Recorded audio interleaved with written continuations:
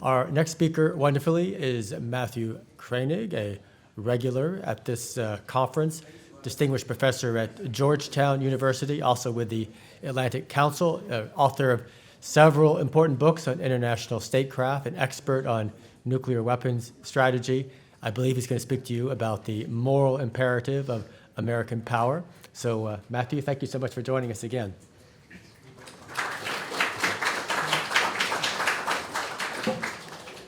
Well, thank you very much for that introduction, Mark. Thanks to all of you for being here today.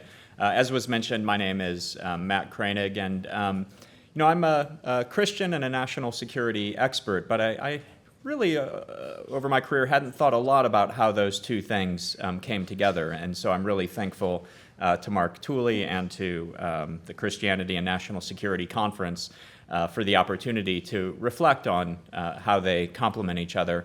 And I do think they complement each other. In short, I think simply that there is good and evil in the world, and that U.S. foreign policy, while not perfect, has been a force for good in the world over the past 80 years.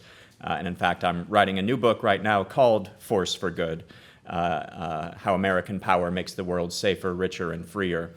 So that's what I think I'm going to talk about today, about U.S. grand strategy over the past 80 years to begin, but then also where are we right now, because I do think we're at one of the most dangerous moments in our history, maybe the most dangerous moment ever. We have this axis of autocracies, kind of axis of evil, Russia, China, Iran, North Korea, working together, a major war in Europe, a major war in the Middle East, China engaging in daily military aggression against U.S.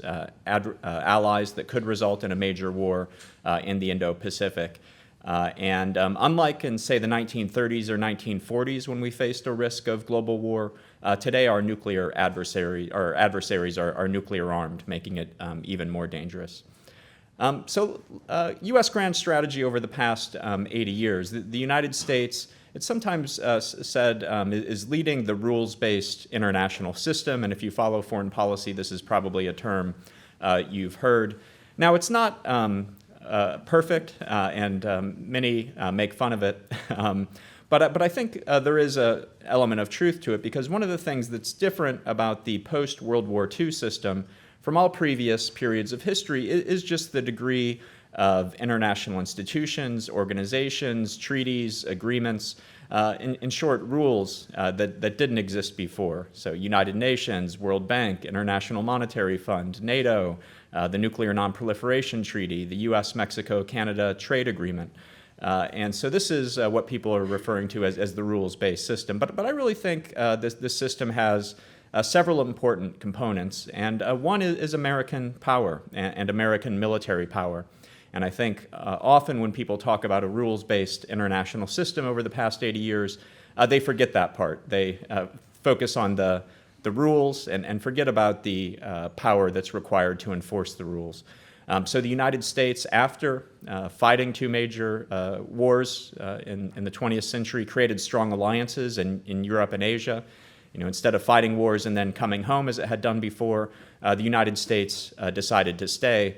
And our European allies didn't want us to leave. So sometimes this U.S.-led period of global history has been referred to as an empire by invitation. Unlike old empires in the past where major powers would conquer their neighbors against their will, U.S. allies have demanded the United States to stay and to help them. So we created NATO in Europe. And to a large degree, the U.S. force posture in Europe is a reflection of where U.S. forces were at the end of World War II. Again, instead of coming home, we stayed with large forces in Germany throughout the Cold War and up to the present. Similarly, in Asia, we fought defeated the Japanese and stayed. The United States has a large presence in Japan. Japan's a formal ally. Fought the Korean War and stayed. Korea is a formal ally, large force presence in Korea. And then also Australia and the Philippines, formal allies in Asia. And then in the Middle East, and people don't often know this, the United States has no formal allies in the Middle East. Journalists and others will often refer to Israel as an ally or Saudi Arabia as an ally. But unlike NATO, unlike the U.S.-Japan Mutual Defense Treaty, No formal alliances in the Middle East, but strong security partnerships with Israel, with the Gulf states, with Jordan, and with others. And so the United States has prioritized those three regions because those are the three regions with the greatest concentration of wealth, power, and danger. So the United States has prioritized. It pays less attention to other regions like Africa and Latin America, and has decided to prioritize those regions. Europe, still our number one trade and investment partner. Asia, rising economically, a number of our top trading partners in that region. And the Middle East has historically been important to keep energy resources flowing to the global economy. So it's not that the United States wants to control the oil, as some conspiracy theorists will say, but we want to make sure that the energy resources make it to global markets to fuel a modern economy. So by doing that, we've maintained peace and stability in those regions. The U.S. nuclear deterrent has been an important part of this as well. U.S. nuclear weapons are special. Other countries like North Korea or India use their nuclear weapons to protect themselves. The United States uses its nuclear weapons to defend the entire free world. So we extend our nuclear umbrella to more than 30 formal treaty allies. Together, the United States and its allies make up almost 60% of global GDP. So about 60% of global GDP protected by the U.S. nuclear umbrella. So that's the security dimension. Also, the United States, when rogue states or terrorists or others are violating the rules of international security, the United States has used force to stop that and to bring them back into line, including to stop nuclear proliferation, to stop terrorists and others. So the security piece. An economic piece. During the interwar years, the period between World War I and World War II, the world turned protectionist, high tariffs, that exacerbated the Great Depression. And so after World War II, the United States and its allies got together at Bretton Woods, New Hampshire, resort still you can visit in New Hampshire, and essentially designed the post-World War II economy. And they looked back and they said that protectionism didn't work. Really what we need is a globalized economic system. We need to promote free markets, economic liberalization. So that's what they set about doing. And they created the World Bank, the International Monetary Fund, the General Agreement on Tariffs and Trade, which later became the World Trade Organization, with the goal of promoting free trade and open markets globally. The United States also used conditionality. If countries wanted, say, a loan from the IMF, the United States and economists down the street, as part of the Washington Consensus, would say, okay, we'll give you this loan, but we want to make sure that it's not wasted. We want to see you reform your economy, move more toward free markets. That's what works, not heavy statist policies.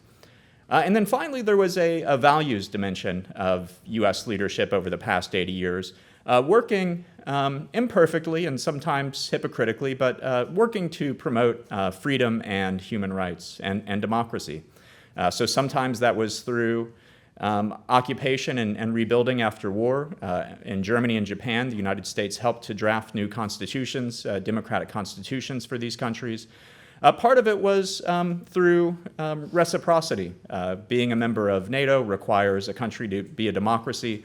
So after the end of the Cold War, for example, we saw a number of former communist countries rushing to adopt free markets, to adopt free politics so they could join NATO and the EU. And then also by example, especially at the end of the Cold War, many countries in what we today call the Global South and elsewhere thought, well, the U.S. model works. We see the communist system doesn't work, so we want to follow the model that works, like the United States, and be a free market democracy.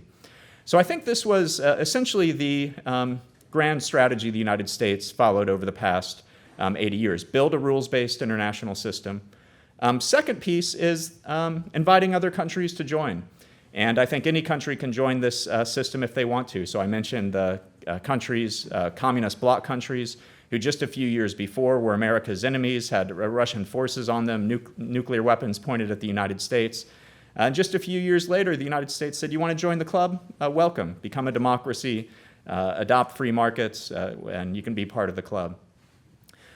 So sometimes people will say, well, why does the United States hate Iran so much? Why do the United States and Iran have such a bitter rivalry? And I think the answer is simple. It's Iran's behavior. They're building a nuclear and ballistic missile program. They're the world's largest state sponsor of terror. They engage in horrendous human rights practices. I have no doubt that if tomorrow the Iranians said, you know what, we're changing our stripes, we're going to hold elections, we're going to stop our nuclear program, we're going to stop supporting terrorism, we're going to stop hanging homosexuals and other things, the United States would say, great, welcome to the club, we're happy to have you. So that's the second pillar. Third pillar was then, throughout the past 80 years, there have been countries who've wanted to challenge this system and tear it down. And so the third pillar has been defending the system against the challengers. So during the Cold War, it was the Soviet Union. After the end of the Cold War, largely terrorist and rogue states. And today we have this new axis of evil that I'll talk more about: China, Russia, Iran, and North Korea. So I think that's been the U.S. simple three-step plan for running the world for the past 80 years. Some people will say, well, the United States can't do grand strategy. We can only plan ahead 2 years with an election cycle. Countries like China, dictators, they can have 5-year plans, 10-year plans, plans for 2049. I think that's not true. The United States has essentially had a consistent grand strategy for the past 80 years, this idea of building and adapting and defending a rules-based international system. Has the system worked? Well, let's look in the security sphere. 0 great power wars in 80 years. In Europe, there were wars for 2,500 years, peace now for 80 years. From the 1600s until 1945, 1 to 2% of the human population could expect to die in armed conflict. Now that number is less than 0.1%. So the world is much safer today than it's over the past 80 years than it's ever been. Second, the world is wealthier than it's ever been. And I think we focus on the bad news and inequality and other things, but the world is much wealthier. The standard of living in the United States and around the world is 5 times higher today than in 1945. In 1945, the poverty rate around the world was 60% or so. 60% of the world's population lived in poverty. Today, it's about 10%. So maybe still too high, but a lot of people have been lifted out of poverty over the past 80 years. And then finally, democracy and human rights. 1945, there were only about a dozen democracies in the world. Now there are 96 countries are considered democracies according to Freedom House. So the world is safer, richer, and freer today than it's ever been in world history. And I think this is a direct result of this US-led system. Now, I think some people think, well, no, isn't this just kind of human progress? Things would have moved in this direction anyway. We're more enlightened. And I think the answer is clearly no. If Nazi Germany had won World War II, if the Soviet Union had won the Cold War, they would have put in place very different systems, more consistent with their norms and values, probably more of a traditional imperial system. So I think there's no way we get the security, the prosperity, and the freedom we've enjoyed over the past 80 years without U.S. leadership. So where are we today, and what are the challenges we're currently facing? And what does this mean for U.S. strategy? Because you do have a debate now about fundamentals across the country, within the parties. Is the United States overextended? Why do we care about what's happening overseas? Why don't we just come home? And others saying, no, we need to stick with this strategy. U.S. leadership supporting our allies has worked. So let me talk about the threat. We do have a major war in Europe, of course, Russia's war against Ukraine. We have the major war in the Middle East, and Iran is the country supporting Hamas, supporting Hezbollah, supporting the Houthis, the bankroller of the terrorists in the region. And we have China, as I said, engaging in daily military coercion against Taiwan, ramming vessels of the Philippines, a former U.S. treaty ally. So possible that a major war could break out in Asia. We know that Xi has asked his military to give him the ability to invade Taiwan by 2027. Doesn't mean he's going to do it by 2027, but he wants to have the option of doing it. And he said pretty explicitly that he's going to take Taiwan by 2049. He said he'd rather do it peacefully. It's nice to win without fighting if you can. But that he will use military force if he has to. So we are on a potential collision course with China over Taiwan. And then, of course, North Korea, only the third U.S. adversary after China and Russia with the ability to launch nuclear weapons against the United States. It has ICBMs, according to public estimates, about 60 nuclear weapons. So these are serious challenges on their own, but what makes it even worse is these countries are increasingly working together. China and Russia declared a no-limits partnership. There was a pretty eerie moment in one of their meetings. They were leaving, and I forget which dictator was started, but one of them looked at the other one and said, "We're driving changes in the international system that haven't been seen in 100 years." And the other dictator said, I agree. And so that's what they're trying to do. They're trying to tear down this US-led system and create a new system more conducive to their autocratic preferences. And a lot of other cooperation as well. We have North Korean forces now in Russia getting ready to attack Ukraine. The Iranians are providing drones to the Russians. The Russians are providing targeting information to the Houthis so they can hold at risk international shipping. So this axis of autocracies is working together. Phil Zelikow is an eminent historian at the University of Virginia. He was an advisor to Condoleezza Rice when she was Secretary of State. In a recent essay that's been getting a lot of attention, he looks at kind of past axes of autocracies, including Hitler, Mussolini, and Imperial Japan on the eve of World War II. And he points out correctly that this new axis of autocracies is working together more closely than Hitler, Mussolini, and Japan were on the eve of World War II. And we saw that they caused a lot of damage. Zelikow's estimate is that the risk of World War III in the coming years is 20 to 30%. So just one smart guy's opinion.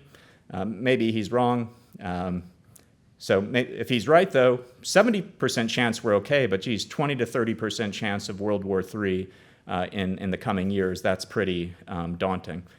So how should the United States and its allies deal with this challenge? And there are a lot of different pieces to it, but I'll hit what I think are some of the high points. Essentially, I think that what we need just on the defense side is an ability to deter, ideally deter, and if necessary, defeat all of those adversaries at the same time. And if you have the ability to defeat them, it makes the deterrence part easier because they're not going to want to fight a war they're going to lose. So I was fortunate. I was appointed by the U.S. Congress to a commission, Strategic Posture Commission, to review U.S. strategic forces policy. So it was a commission of 6 Democrats, 6 Republicans. We came to a unanimous conclusion, which is rare these days in Washington. And then we were followed by a separate National Defense Strategy Commission. And same thing, they came to a unanimous conclusion. Both of our commissions recommended the same thing, that the key for U.S. defense strategy is for the United States and its allies to be able to deter and, if necessary, defeat all of these adversaries at the same time. So you have some people saying, oh, well, let's just do China. Others can deal with Iran and Europe. And we don't think that makes sense for a variety of reasons, including because these threats are interlinked. You can't just deal with one and forget about the others. So how to do this? One, I do think that the United States needs to drastically, well, actually, first recommendation, I think, would be for the next president, Harris or Trump, to make the case to the American people, because I think the American people don't get this, but they're smart, and if you make the case to them, they will. I think the next president should give a primetime address, first few days in office, saying, listen, we're in a very dangerous situation. Again, major war in Europe, major war in the Middle East. We could be facing World War III. Here's my strategy to address it, and support me. Give me the resources I need so I can keep you all safe. Because some people would say, oh, well, the American people won't support increases in defense spending. Congress won't support it. Maybe that's right now, but that's the purpose of leadership. And the president has the bully pulpit and should go to the American people and say, we are in a dangerous world with this axis of evil. Help me address it. So one, I think we need to increase defense spending. We're at historic lows as a percent of GDP. The United States spends about 3.5% of U.S. GDP on defense right now. During the Cold War, the average was 7%. So the United States could double defense spending and still be just back to about where it was during the Cold War. And in some ways, the situation we're dealing with now is more dangerous than the Cold War. During the Cold War, we had essentially one evil nuclear-armed dictatorship to deal with. Now we have 4 or 3, and Iran is close to having nuclear weapons, 1 to 2 weeks away, according to Secretary of State Blinken. So a massive increase in defense spending. Roger Wicker on the Senate Armed Services Committee has called for increasing to 5% of defense spending. So I think that would make sense. Second, the allies do need to do more. And so this is something that's become controversial and somewhat partisan. You know, the Biden administration says we're good to the allies. The Trump administration was tough on allies, saying allies need to pay more. But Trump's actually right about this. We can't do it on our own. But if we have strong allies in Europe, strong allies in the Indo-Pacific, that can really help. And the allies aren't doing enough. So NATO, at the Wales Summit in 2014, all NATO allies promised to spend at least 2% of their GDP on defense. Right now, 21 of the 32 allies are spending at least 2%. So good for those 21, but that means that there are 10 that are still free riding, including our nice neighbors to the north, the Canadians, are not meeting their spending target, which is it's dangerous. It's dangerous that they're not doing that. In addition, 2% is probably not enough. In fact, but believe it or not, NATO just adopted its first serious military plans since the end of the Cold War last year. Essentially, after the end of the Cold War, the thought was Russia's not really a threat anymore. We don't have to worry about defending Europe. It's hard to believe now, but if you go back to the 2010 national security strategies of the Obama administration, they list Russia and China as only possible partners for cooperation, never once mention them as possible threats. They say we're going to cooperate with them on arms control, climate change, counterterrorism, never once say they're a threat. Well, now we see that Russia is a threat with invasion of Georgia in 2008, first invasion of Ukraine in 2014, and then big full-scale invasion of Ukraine in 2022. So that scared the European allies. And so NATO adopted this first family of military plans. Tied to that are capability targets. What does every ally need to provide? I've talked to senior NATO officials who say that according to their own internal calculations, really the allies are going to have to spend closer to 3.6% of GDP on defense in order to provide those capabilities that General Cavoli, the Supreme Allied Commander, will need to defend Europe. So here's a place where Trump is right. The allies do need to spend more. Third and finally, Mark mentioned that I'm an expert on nuclear deterrence, and I think we need to focus more on nuclear deterrence. That was a major part of U.S. strategy during the Cold War, and I think we forgot about it in the post-Cold War period. The United States had an explicit strategy of reducing reliance on nuclear weapons, of drastically cutting the nuclear arsenal. We had 31,000 nuclear weapons in 1967 at the height of the Cold War. Now we have about 1,500, according to the New START treaty with Russia. But nuclear deterrence works, I think, is what we saw during the Cold War. And people worry that the conventional balance of power is shifting in China's favor, especially in Taiwan. And I point out that that's not historically unique. Actually, throughout the entire Cold War, the Soviet Union had the conventional military advantage in Europe. It had bigger armies, more tanks, et cetera. And so the United States offset that with nuclear deterrence. We said if you move on Berlin, this could go nuclear right away, don't even think about it. And so I think a similar strategy could work today to remind Putin that we're a nuclear power too. If you're watching the war in Ukraine, the current administration in the United States expresses a lot of fear of escalation.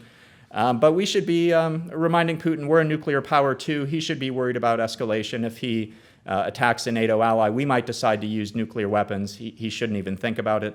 And a similar thing in Asia.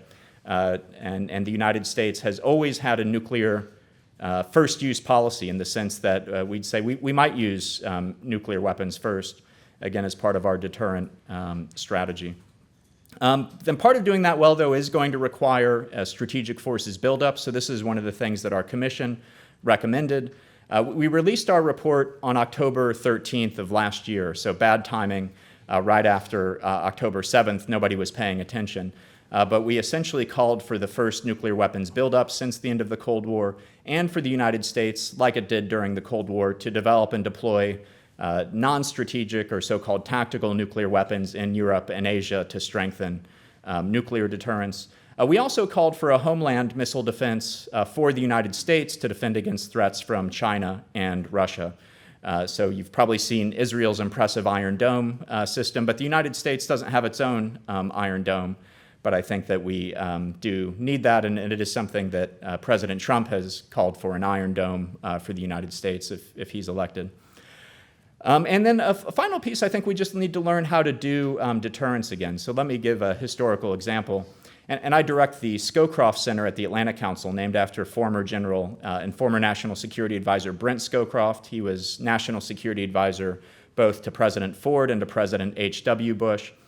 And he was Deputy National Security Advisor in the Nixon administration. Henry Kissinger was National Security Advisor. So 1973, Egypt and Israel are at war. The Soviet Union is thinking about intervening on behalf of the Egyptians against the Israelis. The United States didn't want that to happen. So what did Nixon and Kissinger and Scowcroft do? First, they put nuclear weapons on high alert. So they got nuclear bombers on the Strip ready to go, flushed nuclear submarines to sea, and made sure that the Soviet Union could see this. So kind of the equivalent of a bar fight. You cock back your fists. The United States cocked its nuclear forces. Henry Kissinger gave a public address saying, what is the Soviet Union doing? If they intervene in the Middle East, this could lead to catastrophic consequences. Brent Scowcroft, behind the scenes to the Russians, was saying, this is going to result in nuclear war. What are you guys doing? Soviet Union decided not to intervene. Take it to February 2022. Putin's massing forces on the border with Ukraine. How did the American president respond? He said, well, we're not going to get involved militarily. U.S. forces are off the table. And maybe a minor incursion would be okay, but if it were something more, we'd have to think about it. Imagine instead, and it's almost impossible to imagine because we've forgotten these muscle movements, but imagine instead if President Biden had put nuclear weapons on high alert, if Tony Blinken had said, Russia would never go into Ukraine, this could lead to nuclear war, are they crazy? I think we could have deterred the entire thing.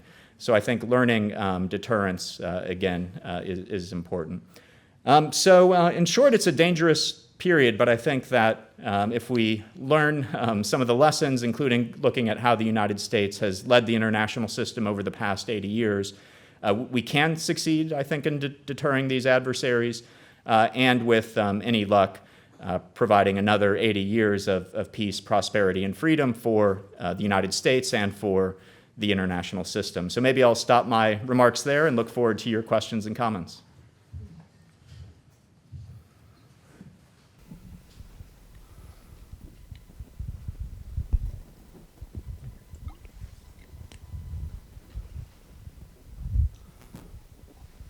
Hi, I'm Greg Moore. I'm at Patrick Henry College, and I was a Stanton Fellow last year and got to spend a whole year studying nuclear weapons. And a question that has come up in my mind I'd like to ask you, is it time in your thinking for Japan and South Korea to join the nuclear club to help us deter North Korea and China?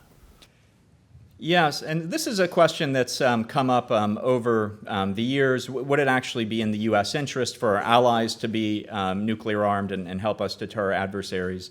I think the answer is no, in short. And the United States has decided essentially over the past 80 years that the answer is no, that the world is more dangerous if there are more countries armed with nuclear weapons, even if they're our friends. And so U.S. nonproliferation policy has been pretty consistent on this over the past 80 years, stopping both our friends and our enemies from developing nuclear weapons. So Taiwan had a secret nuclear program in the 1970s. The United States came down on them pretty hard, forced them to shut it down. South Korea had a secret nuclear program in the 1970s. Same thing, we came down on them pretty hard. And the United States goes to great lengths to assure allies. Part of the reason we do extend our nuclear umbrella to our allies, something of a quid pro quo. We say, don't build your own nuclear weapons, you can rely on our nuclear weapons. And for the most part, that's worked. We have had several allies, Britain, France, and Israel, who didn't quite, Britain and France didn't quite trust the umbrella, wanted to develop their own independent arsenals. The United States tried to stop them. It tried to maintain its monopoly but failed. Similarly with Israel, the Kennedy administration tried to stop Israel from building nuclear weapons, but we failed. So I think some people assume, oh, we like it that our allies have nuclear weapons, we even help them. It was the reverse. The United States tried to stop even its allies from building nuclear weapons. And so part of our strategy today is to reassure our allies. In fact, if you look at U.S. defense strategy, we say deterring adversaries is a major goal of our strategy. But a second major goal is assuring our allies that they're secure, that the U.S. nuclear umbrella will protect them. And one country that's of a lot of concern right now is South Korea. Because they're right across the border with North Korea, a country they've fought a war with in the past. North Korea, as I've said, is nuclear armed.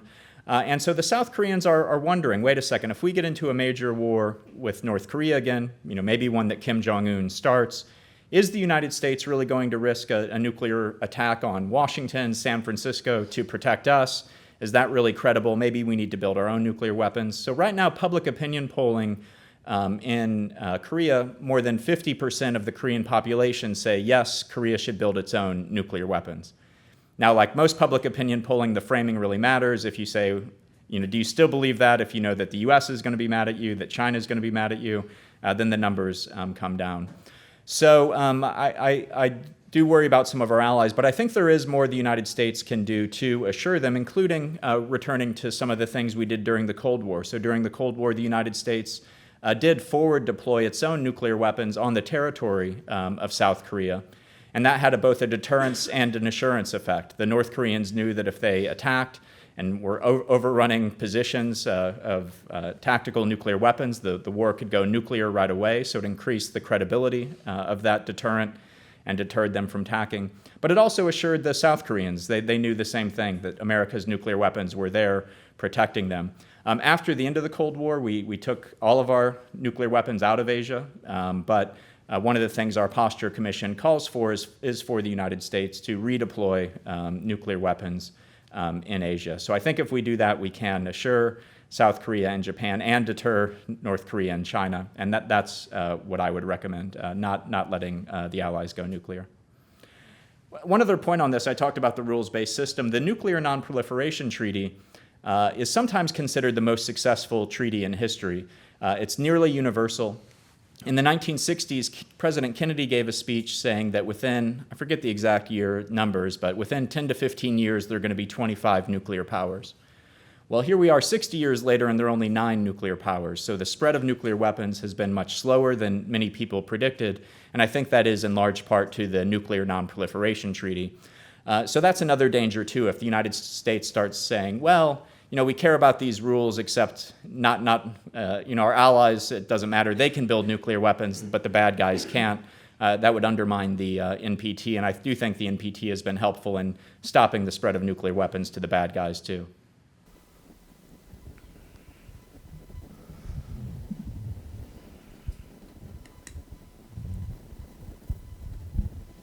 Hi, my name is JJ Hake. I'm from Taylor University. I have a question about social cohesion and the ability to fight on a three-front war, or defend on a three-front war, because it seems like nuclear deterrence is important, but it's got to be paired with some sort of actual on-the-ground military force. And if there's not enough social cohesion, even if you have a president who is vying for something like that, is that something that's even feasible in our climate today? And if that's not the case, should we be pouring a bunch of resources into nuclear weapons if we can't back it up with force? Yeah, good question. And I focus on foreign policy. I'm not an expert on social cohesion. Maybe some of you are, but I'll share a few thoughts. One, I think that one thing that has united the American people over the years is foreign threats. So during the Cold War, of course, there were divisions within the United States on many issues, contentious race relations in the 60s and other things. But there was a strong bipartisan and national consensus that the Soviet Union is a challenge and we need to fight communism. I'd say same thing after 9/11. The country came together around the war on terror. And so I do think that given the challenges we face, and if we have the right leadership, and again, if a next president makes the case to the American people, we have a lot of differences. and we need to address those. But there's at least one thing that we should be united on. We don't want the U.S.-led system to be overturned by this axis of evil, so we need to come together to address that. So that's 1.2. I think conventional capabilities are an important part of it, and it's part of the reason I called for the 5% GDP defense spending, because nuclear weapons are actually pretty cheap. That's about 5% of the U.S. defense budget is for nuclear weapons, 95% on other stuff. And so I do think the conventional capabilities are important. The allies need to do more, and when I say the allies do more, that's largely on conventional. We don't want Germany building a bunch of nuclear weapons, but we do want them building tanks and rifles and aircraft. And then, question about what should the capabilities be that the United States invest in. And so everybody's watching the war in Ukraine pretty closely. And many military experts think essentially that we are going through a kind of drone revolution. It's pretty impressive how the Ukrainians are killing Russian tanks, sinking large parts of the Russian Black Sea Fleet, even though they don't really have a navy of their own, using these unmanned vehicles. So there is an effort underway right now. The Department of Defense has announced what it's calling its Replicator Initiative to build thousands of drones within 2 years, I think. Admiral Paparo, the new commander of Indo-Pacific Command, who I got to meet with just before he took command in April, has launched what he's calling a Hellscape initiative, but essentially the idea is if China tries to invade Taiwan, to present the Chinese military with a hellscape of unmanned surface vehicles on the water, undersea unmanned vehicles, and aerial unmanned vehicles to take out the Chinese ships. To invade Taiwan, they'd have to get a lot of people over on ships. And so essentially it's a numbers problem. How many ships do they have? How many anti-ship missiles and drones and other things do we need to sink those ships? So yeah, conventional is an important part of the problem as well. But nuclear still matters, because if the adversary thinks, okay, if I'm losing the conventional fight, I'll just escalate to nuclear weapons and the Americans will back down, then that might give them an incentive to attack. If they know that we have a strong nuclear deterrent as well, I think that will maintain the peace. And as St. Matthew said, blessed are the peacemakers.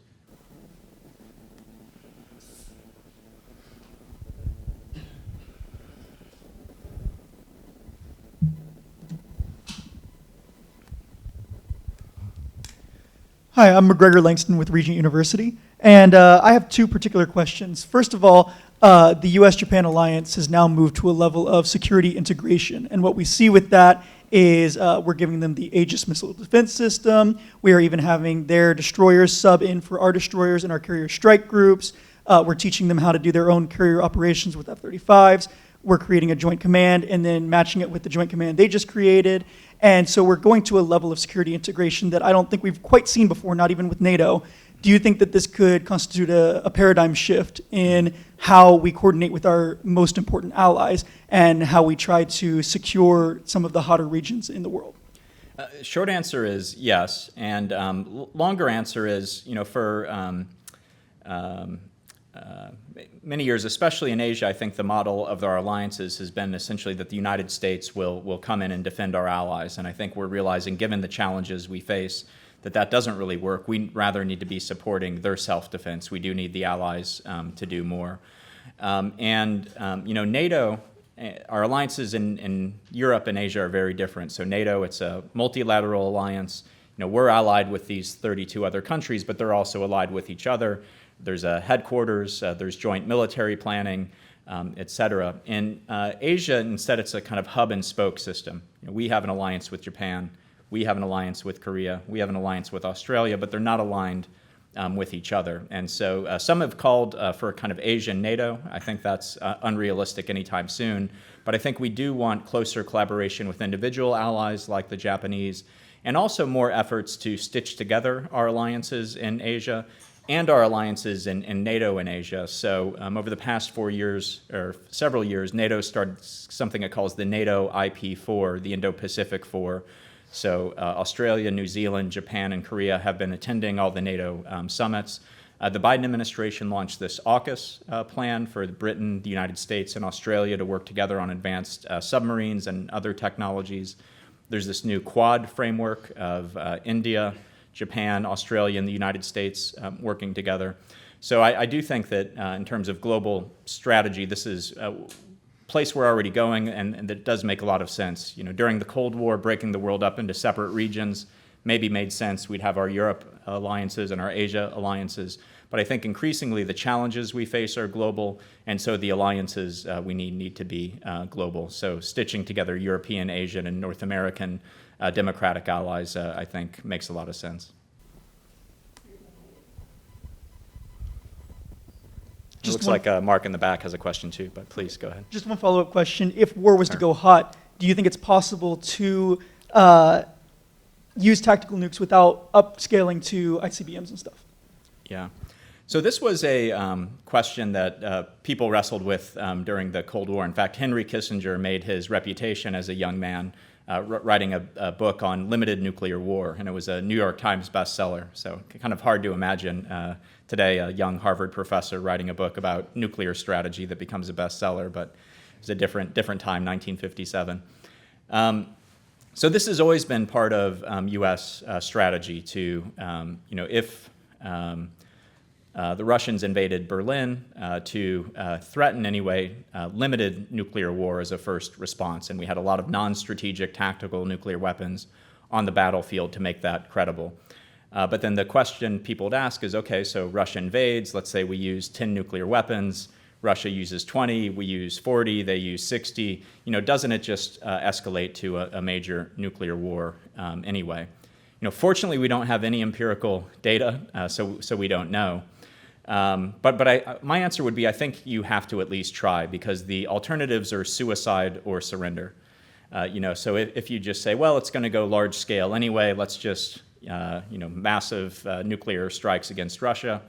Okay, but they have a survivable arsenal, they can retaliate. So that's kind of the suicide option. The surrender option would be, well, we don't want this to go nuclear, so let's just, let Russia invade Berlin and we can't stop it. That's not a good option either. So I think having flexible options in the middle makes a lot of sense. And by having them, you deter it in the first place. If Putin thinks, okay, if I invade Estonia today, or if I use nuclear weapons in Estonia today, the Americans aren't going to back down. I'm just going to get into a limited nuclear war in Europe with the United States. That's not very attractive to Putin either, and so that's why it's an effective deterrent.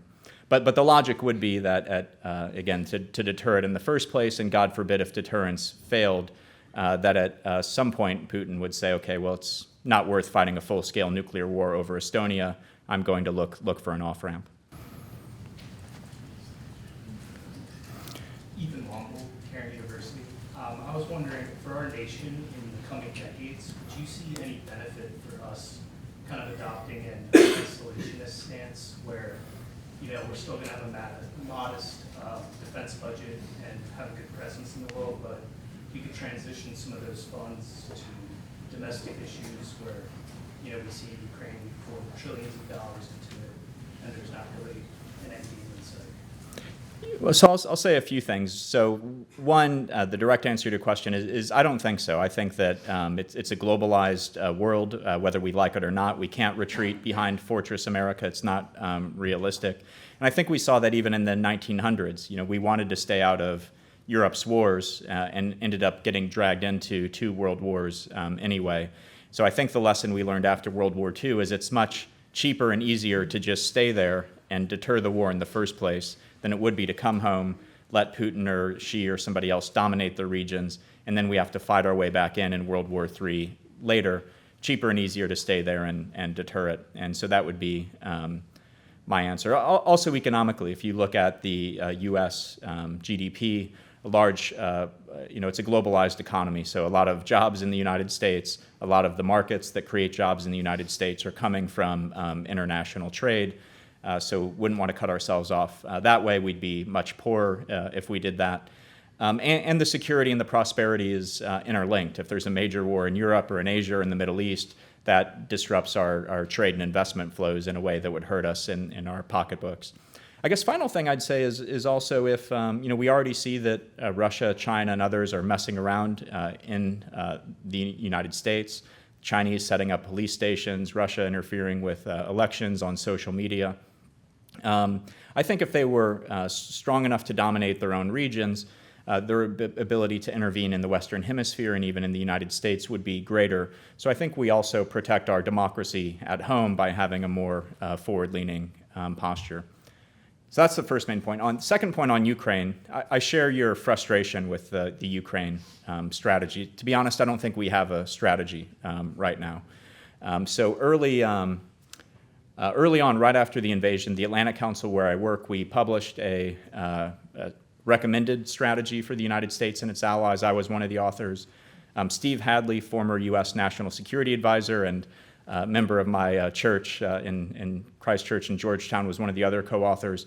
But essentially, we recommended a strategy for victory to give Ukraine everything it needed, no restrictions to win the war and take back all of its territory. Unfortunately, we didn't do that. You know, it was a slow drip of weapons. Maybe we'll provide tanks. No, let's not. Okay, let's do it. We're not going to provide aircraft. Okay, now we will. We're not going to provide ATACMS. Okay, now. So it was a slow drip of weapons. And even today, we place restrictions on what the Ukrainians can do. And so this has allowed time for the Russians to dig in. And I think we've also seen that new technology like drones is giving the defense the advantage.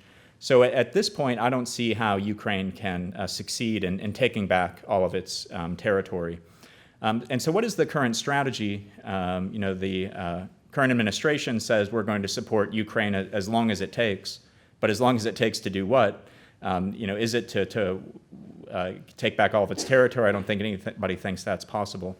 So anyway, in the Wall Street Journal earlier this year, Steve Hadley and I published a piece arguing for a new Ukraine strategy, which is essentially to try to wind the war down along its current lines, to make sure that Ukraine can defend itself, provide security guarantees and other things so that Russia doesn't reattack, and then essentially to pursue a kind of West Germany model, bring Western Ukraine into the West, and then work over time diplomatically and other ways to try to reclaim the rest of Ukraine.